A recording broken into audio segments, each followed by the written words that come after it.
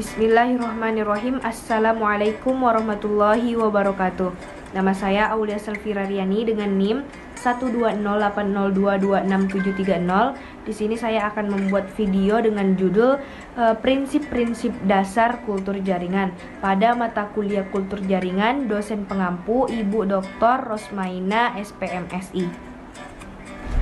Nah, sebelum kita membahas mengenai prinsip-prinsip dasar apa saja sih yang terdapat pada kultur jaringan, kita harus tahu dulu apa sih itu kultur jaringan. Kultur jaringan itu adalah usaha untuk mengisolasi sel, sekelompok sel atau organ tanaman, kemudian menumbuhkannya dalam keadaan aseptik pada lingkungan yang sesuai sehingga dapat menghasilkan tanaman baru yang dapat ditanam pada media non aseptik. Terdapat 4 prinsip-prinsip dasar dalam kultur jaringan. Yang pertama ada totipotensi sel, kemudian ada regenerasi pucuk dan akar akibat adanya hormon tanaman. Yang ketiga ada organogenesis dan embriogenesis, dan yang terakhir ada kompetensi dan determinasi. Yang pertama ada totipotensi sel. Totipotensi sel ini adalah kemampuan suatu sel untuk tumbuh menjadi tanaman baru apabila diletakkan pada lingkungan tumbuh yang sesuai. Kapasitas genetik dari sel tanaman yang berbeda pada tahap perkembangan uninukleat untuk bergenerasi menjadi tanaman lengkap baik secara langsung maupun melalui fase kalus.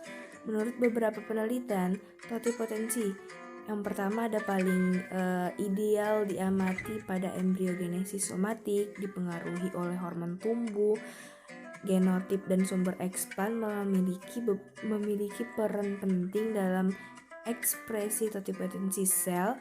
Kemudian yang terakhir dipengaruhi oleh keadaan lingkungan tumbuh dan dari tanaman induk. Yang kedua ada regenerasi pucuk dan akar akibat pengaruh hormon. Jadi regenerasi pucuk dan akar akibat pengaruh hormon ini dapat terjadi berkat ditemukannya zat pengatur tumbuh, terutama auksin dan sitokinin.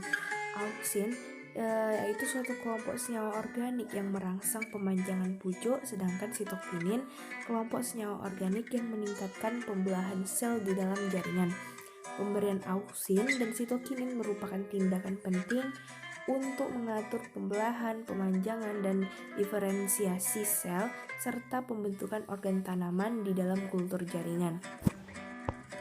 Yang ketiga ada organogenesis. Yang pertama, organogenesis menumbuhkan sel atau jaringan meristematik tanaman pada medium tertentu untuk menginduksi terbentuknya meristem unipolar, yaitu tunas dan akar. Organogenesis terbagi menjadi dua, ada yang langsung dan tidak langsung. Yang langsung ada philodendron atau Philodendron red emerald. Dan yang kedua organogenesis secara tidak langsung, Zyber spectabile. Contohnya seperti gambar. Setelah organogenesis kemudian masuk ke embriogenesis. Embriogenesis merupakan proses di mana sel somatik berkembang membentuk tumbuhan baru melalui tahap perkembangan embrio tanpa melalui fusi gamet. Embriogenesis akan melalui proses yang pertama globular, kemudian heart, membentuk torpedo, precotyledonary, yang terakhir cotyledonary. Prinsip yang terakhir yaitu kompetensi dan determinasi. Kompetensi menunjukkan kemampuan internal dari suatu sel atau jaringan tertentu untuk berkembang sedemikian rupa menjadi tipe sel, jaringan, atau organ yang spesifik dengan keterlibatan faktor hormon dan lingkungan yang spesifik.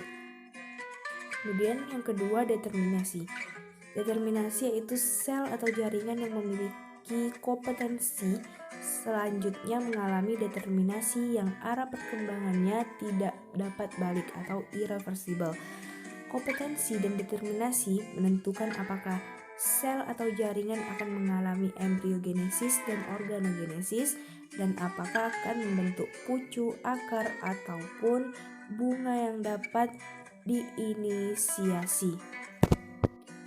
Baiklah, demikian video yang dapat saya buat. Lebih dan kurangnya mohon dimaafkan. Saya akhiri dengan ucapan wabillahi taufiq wal hidayah. Wassalamualaikum warahmatullahi wabarakatuh.